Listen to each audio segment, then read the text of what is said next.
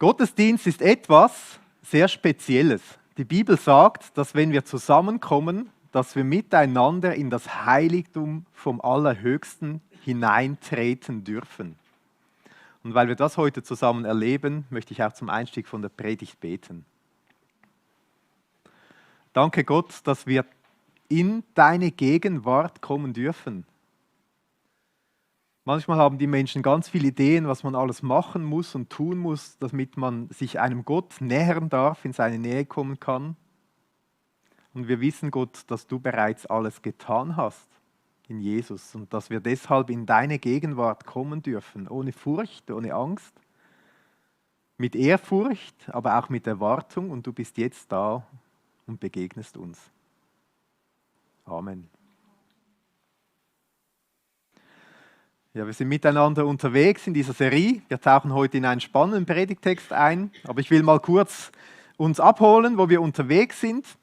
Herrgottsbeton, schon erwähnt, ein Begriff für dieses Konglomerat von Gesteinen, verschiedene Steine, die zusammen einen Felsbrocken ausmachen. Ein Bild für die Kirche, Menschen, verschiedenfarbige Menschen, verschiedenartige Menschen, die zusammengefügt sind und zusammenhalten, wegen der Masse, die sie zusammenhält, wegen Jesus Christus. Und auf dem Untertitel heißt es hier, wie aus Fremden Freunde werden. Wir sind gestartet in diese ganze Serie hinein, auch mit der Idee, dass Gott uns im Großen zusammenfügt, aber auch in kleinen Gruppen zusammenfügt. Und deshalb habe ich, bevor wir hineingestartet sind in diese Serie, all unsere Kleingruppen gefragt, unsere Hauskreise zählen, ob es Kleingruppen gibt, die auch gerne neue Leute aufnehmen. Und ganz viele haben gesagt, ja, wir haben Platz bei uns, dass man sich dazu hinzufügen darf. Und deshalb haben wir hier hinten an dieser Wand, ich habe es auch hier auf dem Bild, man sieht sogar im Livestream, haben alle Kleingruppen, die einen Platz haben so einen Zettel ausgefüllt und hingehängt.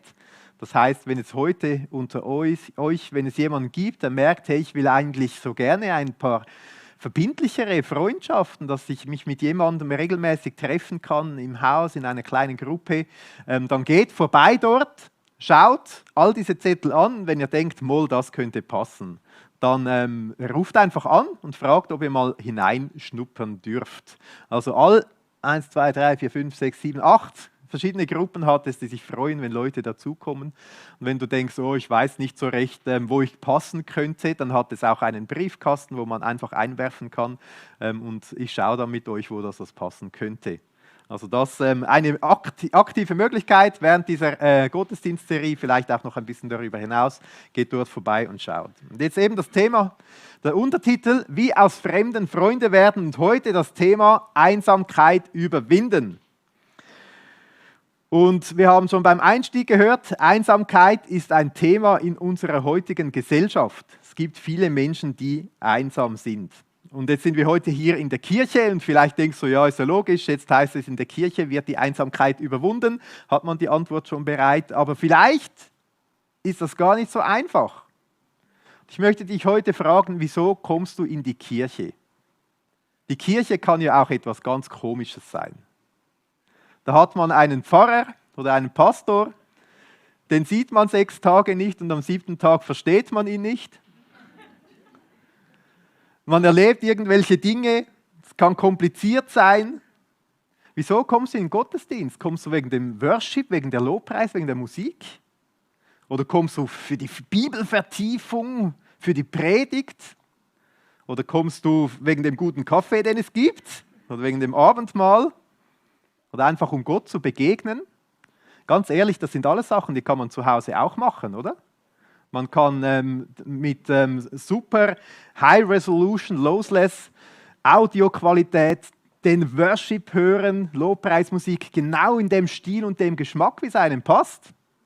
Man kann von den berühmtesten Theologen die besten Predigten hören.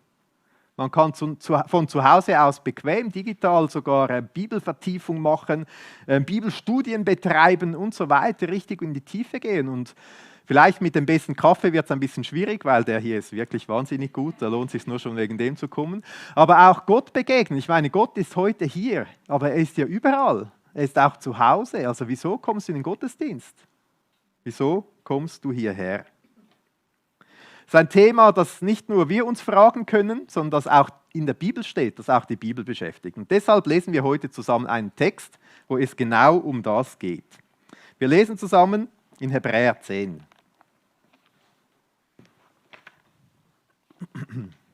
Hebräer 10 ab Vers 19. Da wird dieses Thema aufgegriffen. Da heißt es: Wir haben jetzt also, liebe Geschwister, einen freien und ungehinderten Zugang zu Gottes Heiligtum. Also wir gehen einfach mal hinein in diesen Text. Ihr werdet nachher schon sehen, wie das sehr viel mit unserem Thema heute zu tun hat. Also wir dürfen in Gottes Heiligtum kommen. Das steht hier einfach so. Wieso können wir das? Wieso ist das überhaupt möglich? Das wird dann in den Folgeversen genau erklärt. Es wird erklärt, dass wir als Menschen ja eigentlich gar nicht würdig wären, in die Gegenwart eines heiligen und gerechten Gottes zu kommen. Aber dass Jesus es für uns Menschen möglich gemacht hat. Dass er uns unsere Schuld und unsere Sünde vergibt. Wir dürfen das ihm abgeben. Und dass er uns heilig und gerecht macht. Das heißt dann, dass er den Vorhang verrissen hat, den Vorhang, der uns Menschen von diesem Heiligtum trennt.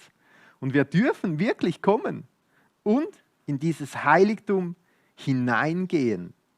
Es ist auch interessant, dass hier geschrieben ist, wir haben diesen Zugang, liebe Geschwister. Also derjenige, der schreibt das an Leute, die sagen, ich habe dieses Geschenk von Jesus angenommen. Und bin so ein Teil von der Familie von Gott geworden. Ich habe diese Vergebung von Jesus angenommen und bin jetzt mit dem Vater im Himmel verbunden und habe plötzlich Geschwister, nicht irdische Geschwister von einer irdischen Familie, sondern von einer himmlischen Familie. Und jetzt schreibt er, wir dürfen kommen in dieses Heiligtum. Ist ja interessant, dass er in dieser Mehrzahlform schreibt, nicht ich darf kommen, es ist nicht individualistisches Denken hier, sondern ein gemeinschaftliches Denken. Zusammen dürfen wir in das Heiligtum von Gott hineinkommen. Und ich denke, dass nur schon dieser Gedanke, also damals, als diese Leute diesen Brief bekommen haben, sie kannten das schon, das Heiligtum. Für sie war das ein Ort in Jerusalem innerhalb des Tempels, wo nur die Priester hineingehen durften. An diesen speziellen Ort der Begegnung und Nähe mit Gott. Und jetzt hören diese plötzlich nicht nur diese speziellen Priester mit all ihren Ritualen und so dürfen in dieses Heiligtum gehen, sondern wir alle dürfen Gott ganz nahe sein. Und nahe kommen, ist das nicht verrückt? Also damals konnten sie das wahrscheinlich fast nicht glauben. Und für uns klingt das so normal, wir dürfen Gott nahe kommen. Aber sind wir uns bewusst, was das bedeutet, was das für ein Privileg ist? Und jetzt heißt es nicht nur, dass wir kommen sollen, sondern es ist auch wichtig, wie wir kommen sollen. Und wir lesen da ein Stück weiter. Also wir sollen uns zuerst der Stellung bewusst werden, die wir haben in Gott, in der wir in dieses Heiligtum kommen dürfen. Das heißt im Vers 22 dann, so lasst uns hinzutreten mit wahrhaftigem Herzen, in voller Gewissheit des Glaubens, die Herzen besprengt und damit gereinigt vom bösen Gewissen und den Leib gewaschen mit reinem Wasser. Vielleicht denkst du jetzt, das wird kompliziert. Ich habe auch das Gefühl, es ist ein bisschen kompliziert. Wir schauen genau hin, was das bedeutet. Also die Sprache, der wir hier begegnen, das ist so die typische Sprache, so von den Priestern, von den hohen Priestern und von ihren Ritualen, die sie tun mussten, um ins Heiligtum zu gehen. Zum Beispiel im 3. Mose 8, dort lesen wir, wie es diesen Priestern beschrieben wird, dass sie eigentlich gar nicht ins Heiligtum gehen dürfen, weil sie sind ja nicht würdig. Zuerst muss alles absterben, was nicht heilig, was nicht gerecht ist. Und damit am Ende bleibt nicht mehr viel übrig. Und jetzt hatten sie damals die Möglichkeit, dass sie sagten, sie durften einen Widder opfern und dieser stirbt quasi stellvertretend. Und das Blut, das er vergossen hat, nehmen sie wie für sich in Anspruch. Quasi jemand anders vergießt sein Blut, gibt sein Leben, damit sie gerecht und heilig sein dürfen. Und sie mussten das ans Ohrläppchen streichen, an den rechten Daumen, an den rechten großen Zehen. Quasi ihr ganzes Hören, ihr Handeln, ihr Gehen, ihr Lebenswandel, alles musste gereinigt werden und stand dann unter diesem Blut. Und jetzt heißt es hier in diesem Text, dass wenn wir an Jesus glauben, dass dann unsere Herzen besprengt sind. Das Herz ist der Mittelpunkt vom Leben. Von dort kommt alles Leben, heißt es in Sprüchen. Und jetzt, wenn es heißt, das Herz ist besprengt, ist nicht das Ohrläppchen, der Daumen und der große Zeh, sondern eigentlich alles, das ganze Wesen von uns Christen, sagen wir stehen unter dem Blut von Jesus, oder Jesus hat sein Blut vergossen an unserer Stelle. Dass nicht in uns all diese Dinge, die schlecht sind, absterben müssen, durften wir diese Jesus geben. Jesus ist für uns gestorben. Er hat unser Herz gereinigt. Wir dürfen ihm unser Schlechtes abgeben und er macht es rein. Und deshalb dürfen wir kommen, in dieser vollen Gewissheit, wir sind würdig. Nicht, weil wir es so gut machen, sondern weil Jesus es vollbracht hat. Und dann ist auch hier auch ganz spannend die Rede davon, dass der ganze Leib gewaschen wird mit Wasser. Das ist natürlich eine Anspielung auf die Taufe, auf die christliche Taufe, wo man wirklich im Wasser sich untertaucht. Da wird man ja nicht, also vielleicht, wenn das Wasser sauber ist, wird man auch äußerlich rein, ein bisschen sauberer, ohne Waschmittel und so, nicht ganz einfach. Aber es geht ja darum, dass es ein Zeichen ist, dass der Leib auch geistlich rein wird in Jesus, dass er gewaschen wird, dass nicht nur von innen, vom Herzen, sondern auch das Äußere wird gereinigt.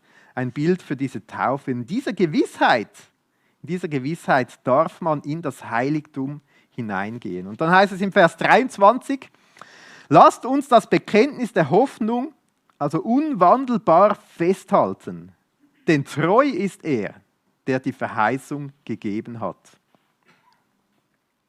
Das bedeutet, weil wir diese Hoffnung haben, dass Jesus es vollbracht hat, dürfen wir in die Gegenwart von Gott kommen ohne Angst, ohne Furcht und ohne Zittern. An dieser Hoffnung wollen wir festhalten. Und dann sind wir in der Gegenwart Gottes.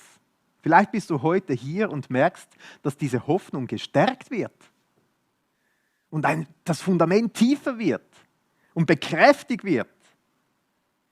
Und dann gehen wir in den Alltag hinein und merken, dass wir genau in dieser Hoffnung auch weiter festhalten dürfen.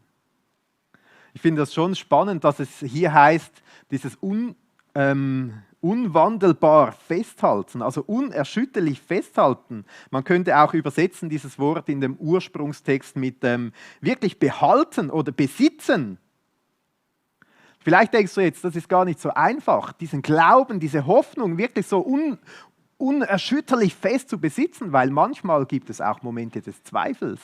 Ich weiß nicht, wie das für dich ist. Manchmal gibt es Momente, wo du dich stark fühlst im Glauben an Jesus, aber manchmal auch, wo du dich schwach fühlst.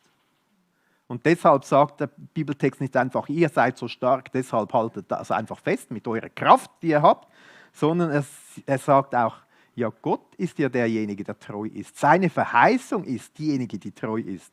Das heißt, diese Hoffnung ist nicht begründet in unserer Kraft und unserer Stärke, sondern sie ist begründet in Jesus Christus, der treu ist. Dort, wo es fest ist, das, was nicht wankt, da ist das stabile Fundament. Und deshalb heißt es, wir dürfen wirklich fest sein in dieser Hoffnung. Auch wenn es schüttelt im Leben und wankt und rauf und runter geht, unser Halt ist in Jesus. Und der ist fest. Also wir könnten sagen, dass das eigentlich so eine erste Antwort auf diese Frage ist. Wie kann Einsamkeit überwunden werden? Wir dürfen mit Gott verbunden sein. Wir dürfen zu ihm kommen. Wenn wir mit Gott verbunden sind, gibt es eigentlich keinen einsamen Moment mehr. Weil auch wenn ich zu Hause sitze, ganz allein, bin ich trotzdem mit Gott verbunden. Schon zu zweit. Und dann ist da er in der Gegenwart seines Heiligen Geistes, sind wir schon zu dritt. Und dann ist Jesus auch gegenwärtig. Jesus sagt, wisst ihr nicht, ich habe euch Freunde genannt, Johannes 15,15. Ihr seid meine Freunde. Also wenn ich allein zu Hause sitze, mit Gott verbunden, im Heiligen Geist, und da ist noch ein Freund da, Jesus. Er nennt dich Freund. Sind wir schon zu viert oder zu zweit. Gott in seiner Größe ist gegenwärtig. Das ist vielleicht so die erste Antwort gegen die Einsamkeit. Es gibt viele Menschen, die haben nicht so eine neue Beziehung zu Gott. Die haben eher das Gefühl, da ist eine Trennung, weil sie noch nicht erlebt haben, wie Jesus ihnen diese Schuld wegnimmt, weil sie sie nicht abgegeben haben. Und diese Einsamkeit ohne Gott und ohne Menschen, das kann zutiefst erschüttern. Was für ein Geschenk, das wir Gott haben dürfen. Und es ist schon auch interessant, dass eben die ganze Zeit in dieser Mehrzahl die Rede ist. Das ist nicht, ich komme ins Heiligtum und ich erlebe dort die Gegenwart Gottes, sondern das heißt, wir kommen zusammen. Also irgendwie im Zusammen zu Gott kommen, findet diese besondere Stärkung auch dieser vertikalen Beziehung zu Gott statt. Und es ist nicht erstaunlich, dass es dann auch entsprechend weitergeht, dass es nicht nur von dieser horizontalen Beziehung die Rede ist, sondern auch von vertikalen, sondern auch von der horizontalen Beziehung, die untereinander ist. Also zuerst kommt diese wunderbare Nähe zu Gott, horizontal, und dann untereinander. Und deshalb geht es so weiter in Vers 24. Und deshalb steht nicht, aber lasst uns aufeinander Acht haben, um uns zur Liebe und zu guten Werken anzureizen.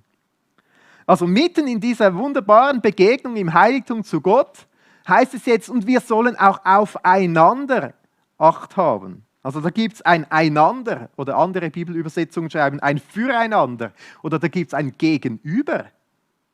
Also plötzlich kommt diese Familie, diese, sag ich mal, geistliche Familie so zum Tragen. Im Epheser 2,19 heißt es, so seid ihr nun nicht mehr Fremde und Nichtbürger, also wir sind quasi nicht Ausländer im Reich von Gott, sondern ihr seid Mitbürger der Heiligen und Gottes Hausgenossen. Also da wird gesagt, wir haben, wenn wir an Jesus glauben, zusammen eine neue Wege, eine neue Wohngemeinschaft. Da gibt es einen Papi, unser Vater im Himmel. Da gibt es ganz viele Geschwister. Uiuiui, ist das eine Familie? Schaut einmal herum, ist relativ vielfältig. Schaut mal links und rechts, vielleicht treffen sich da und dort Blicke. Geschwister. Geschwister. Das Spezielle an Familie ist ja, dass man zusammengehört, eigentlich ob man will oder nicht. Also die Familie sucht man sich ja nicht aus. Das kann sein, dass in der Familie unterschiedliche Meinungen sind. Es kann sein, dass man mal Diskussionen hat, vielleicht sogar Streit. Das Typische für Familie ist auch, dass man zusammen weitergeht, man bleibt verbunden. Eigentlich könnte man sagen, in der irdischen Familie, jede Zelle des ganzen Körpers hat diese Verbundenheit mit den Geschwistern. Es gibt diese Gemeinsamkeit in der DNA drin. Selbst wenn einer weggeht, bleibt eine Lücke zurück. Bleibt ein leerer Tisch, ein leerer Platz am Tisch zurück, ein leeres Zimmer zurück. Die Verbundenheit, die bleibt. Das irdische Familie ist ein gutes Bild. Ich habe 3 Kinder. Und 2 davon, die haben im Moment so eine Phase, dass sie sich eigentlich jede Sekunde, wo es irgendwie möglich ist, dass sie sich necken, nerven, streiten, was auch immer. Ich habe das Gefühl, manchmal finden sie es lustig, aber manchmal endet es auch mit Tränen. Und es ist schon wahnsinnig anstrengend. Und dann ist eines von diesen beiden Kindern ins Skilager gegangen. Dann habe ich gesagt, zu dem, der zu Hause blieb, es ist schon gut, jetzt endlich eine Woche Ruhe. Jetzt haben wir mal eine Woche Ruhe.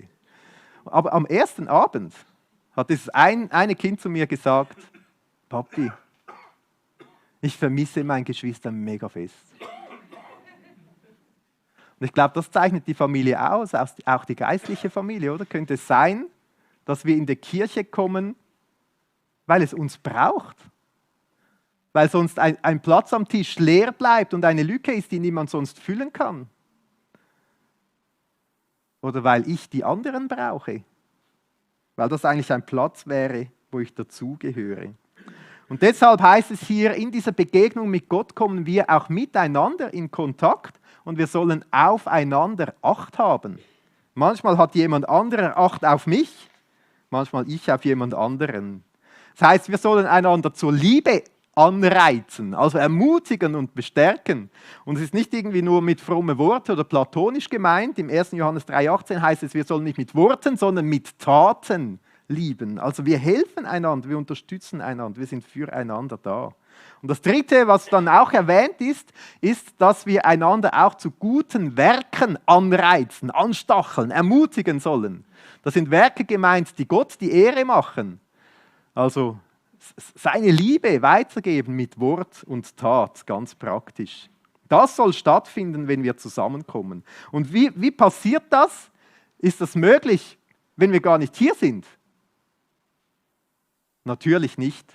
Und deshalb wird der Schreiber hier jetzt sehr konkret. Er sagt, Vers 25, das passiert, indem wir unsere Zusammenkommen nicht versäumen, wie es bei einigen Sitte ist, sondern einander ermuntern und das umso mehr, je mehr ihr den Tag herannahen seht. Das Wort, das hier steht bei versäumen, das klingt eigentlich noch recht herzig. Man könnte auch das übersetzen mit verlassen oder sogar im Stich lassen. Das ist dasselbe Wort, das auch Jesus am Kreuz gesagt hat. Mein Gott, warum hast du mich verlassen? Ist also etwas sehr Existenzielles damit gemeint. Also dieses Verlassen bedeutet, Versäumen bedeutet, dass etwas Existenzielles fehlt, dass es eine Lücke gibt.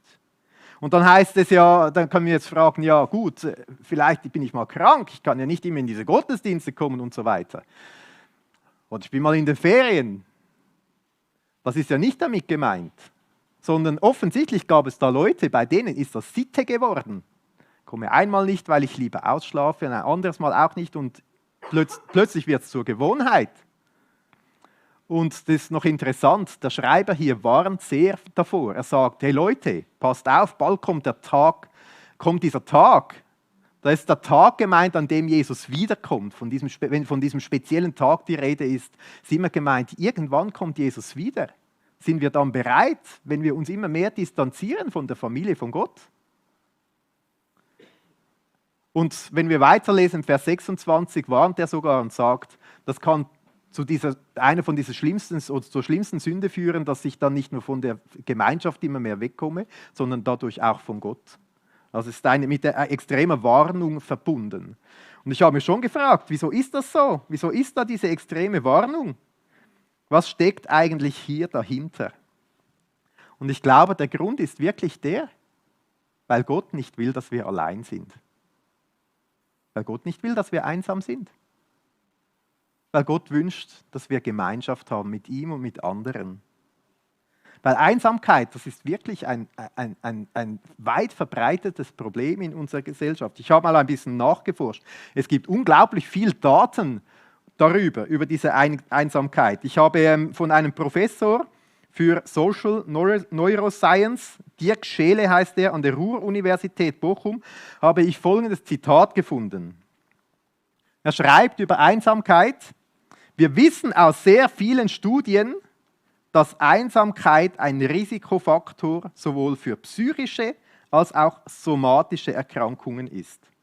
Also er hat nicht selber eine Studie gemacht, sondern hat alle möglichen Studien über Einsamkeit zusammengenommen, angeschaut und hat gesagt, es ist so klar, das schadet der Psyche und somatisch, das ist körperlich, es schadet dem ganzen Körper.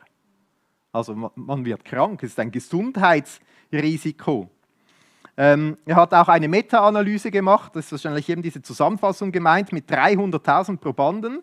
Und er sagt dann, dass viele bekannte Risikofaktoren noch schlimmer ist als andere bekannte Risikofaktoren. Also Einsamkeit ist schlimmer als Rauchen, ist schlimmer als Alkoholkonsum oder Übergewicht. Er sagt, es ist genau gleich schädlich wie 15 Zigaretten an einem Tag. Habt ihr euch das schon mal bewusst gemacht? Einsamkeit ist so gefährlich gefühlt wie 15 Zigaretten an einem Tag. Das Risiko für Herzerkrankungen und Schlaganfälle steigt um 30%. Das ist nicht so angenehm. Also ein existenzielles Gesundheitsrisiko. Es gibt verschiedene Länder, die gezielt gegen Einsamkeit vorgehen. Zum Beispiel in Großbritannien wurde aktiv eine Ministerin damit beauftragt, national strukturell gegen Einsamkeit vorzugehen, weil sie haben gemerkt, das schadet unserer Bevölkerung, da müssen wir etwas dagegen unternehmen. Und sie haben das dann gemacht und es heißt, übersetzt, um die sozialen und gesundheitlichen Probleme aufgrund von Einsamkeit anzugehen. Also sie haben gesagt, das machen wir zu einem Thema vom ganzen Land. Da müssen wir dagegen vorgehen. Das ist aber auch bei uns in der Schweiz ein wichtiges Thema. Die Einsamkeit steigt seit 2002 unaufhörlich, zeigen aktuelle Studien. Das Interessante ist, seit 2002 gibt es das Smartphone. Bundesamt für Statistik sagt, die am stärksten steigende Wohnform seit mehreren Jahren oder sogar wenigen Jahrzehnten ist der Einpersonenhaushalt. Heutzutage wohnen in der Schweiz, oder gibt es von allen Haushalten, die es gibt, sind 37,4% Einpersonenhaushalte. Die am stärksten steigende Segment. Es gibt eine groß angelegte Freundschaftsstudie aus der Schweiz aus dem Jahr 2023, habe ich gedacht, das ist super aktuell. Die hat herausgefunden, dass 10% von allen Menschen in der Schweiz sagen, ich habe keinen Freund. Das ist jeder Zehnte. Das ist viel. Und 18% sagen, ich habe keinen oder einfach nur einen Freund. Das ist jeder Fünfte. Also wir können zählen, 1, 2, 3, 4, 5. 1, 2, 3, 4, 5. So viele Leute sagen, ich habe keinen oder nur einen Freund. Dann haben sie auch die Leute gefragt, fühlst du dich die Hälfte oder mehr von deiner Zeit einsam, im Stich gelassen oder vermisst Nähe? Und es ist also nicht nur ein Thema von älteren Generationen, weil sie vielleicht einsamer werden da, sondern auch von jüngeren. 33% von allen Leuten unter 20 und 32% bis 34, die sagen, mehr als die Hälfte der Zeit fühle ich mich einsam, im Stich gelassen oder vermisse Nähe. Das ist 1/3. Man denkt ja, die jungen Leute haben so viele Kontaktmöglichkeiten und so weiter. Die Studie hat übrigens auch herausgefunden, dass starke Internetnutzer sich deutlich häufiger einsam fühlen. Also ganze Social Media hilft überhaupt nicht in sozialen Kontakten. Aber das muss ich nicht länger ausführen, das ist heute eigentlich den meisten ja klar. Ich habe auch noch eine deutsche Studie gefunden, die fand ich auch sehr spannend. Vor allem eine Kurve habe ich mitgenommen, die möchte ich euch zeigen. Es ist hier eine Kurve, die Einsamkeitsbelastung zeigt, also Leute, die sich belastet fühlen aufgrund von Einsamkeit. Und das ist die Kurve von den Leuten, die mit einem Partner oder einer Partnerin im Haushalt leben. Also Leute, die verheiratet sind oder einen Lebenspartner haben oder so, die zusammen im Haushalt wohnen. Jetzt habe ich schon gedacht, 2013 5,6% haben Einsamkeitsbelastung. Das heißt, jeder 20. der in einer Ehe, in einer Partnerschaft wohnt, hat Belastung aufgrund von Einsamkeit. Das ist also nicht nur ein Problem von irgendwie Singles oder so, die keine Freunde finden, sondern es kann auch sein, dass Menschen in Beziehungen leben, in Familien leben und trotzdem belastet sind wegen Einsamkeit.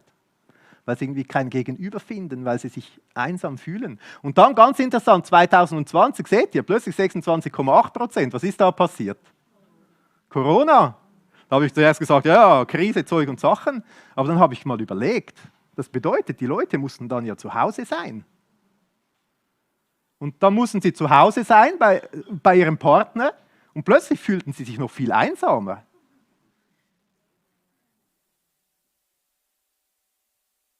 Ich weiß nicht, wie es dir geht, ganz persönlich. Es kann sein, dass man viele Menschen um sich herum hat und sich trotzdem einsam fühlt. Es gibt Leute, da würde man nicht denken und trotzdem ist irgendwie ein Einsamkeitsgefühl da. Ja, es gab in dieser Schweizer Studie auch aber ein paar positive Dinge. Das will ich auch noch kurz erzählen. Zum Beispiel eine Erkenntnis, die sie hatten, war, ich zitiere, wer seine bestehenden Freundschaften pflegt, lernt auch eher neue Freundinnen und Freunde kennen. Ich habe gedacht, das ist so eine coole Ermutigung für uns. Manchmal, wenn Kaffeebar ist oder so, sprechen wir am liebsten mit unseren Freunden oder so. Und wenn ihr so viele Freunde habt, ist es auch eine Ermutigung, mal ruhig neue Leute kennenzulernen. Oder was sie auch herausgefunden hat, ist, dass es wirklich in allen Alterskategorien möglich ist, neue Freunde zu finden. Also man muss nicht denken, wenn man jung ist das viel zu schwierig oder wenn man alt ist, geht gar nicht oder wie auch immer, wenn Familie kommt, keine Zeit und so, sondern es ist wirklich in allen Altersstufen ist das möglich.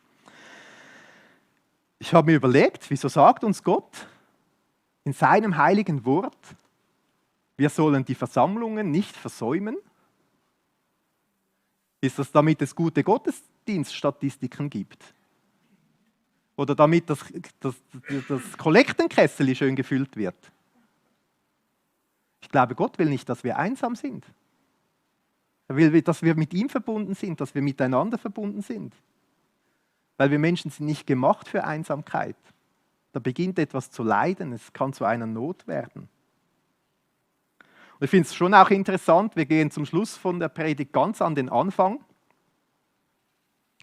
Es haben diese Wissenschaftler mit all ihren Studien herausgefunden, dass Einsamkeit nicht so gut ist. Gott hat am Anfang die Welt gemacht. Er hat die Natur gemacht. Die Sterne hat sie gesehen und gesagt, es ist gut.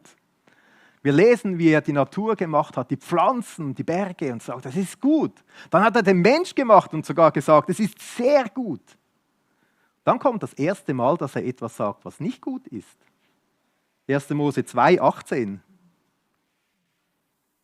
Und der Herr, Gott sprach, es ist nicht gut, dass der Mensch allein ist. Das ist keine neue Erkenntnis.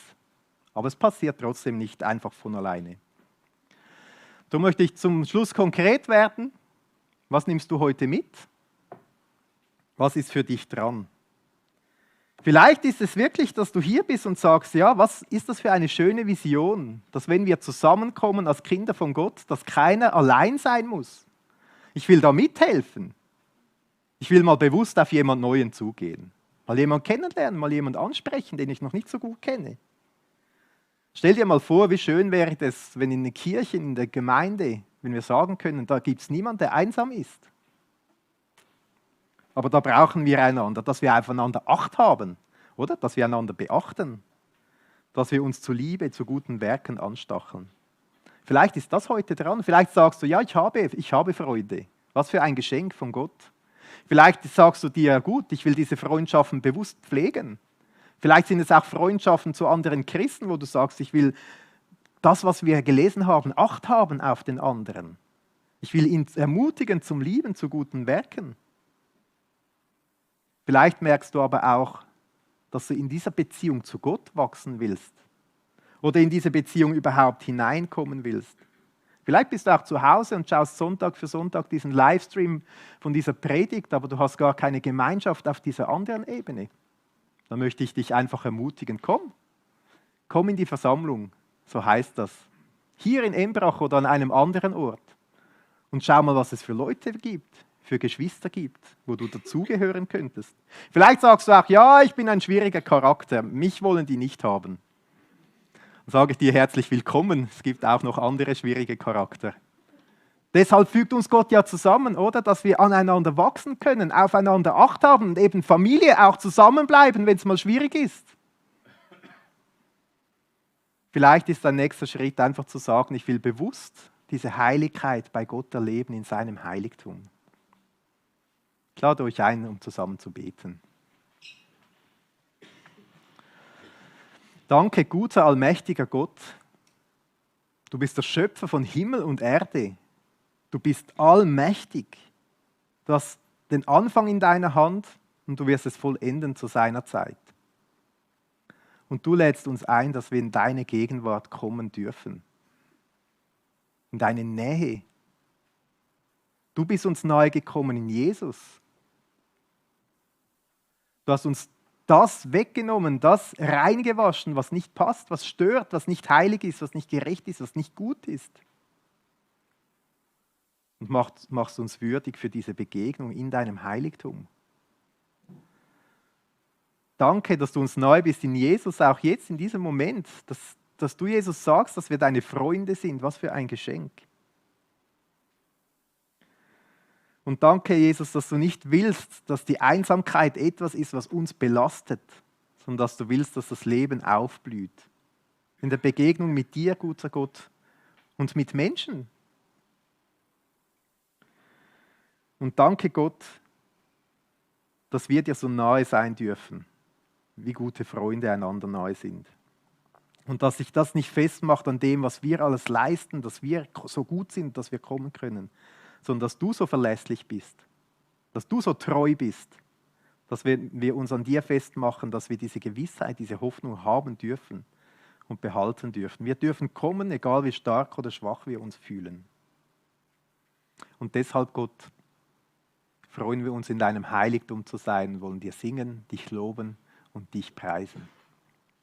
Amen.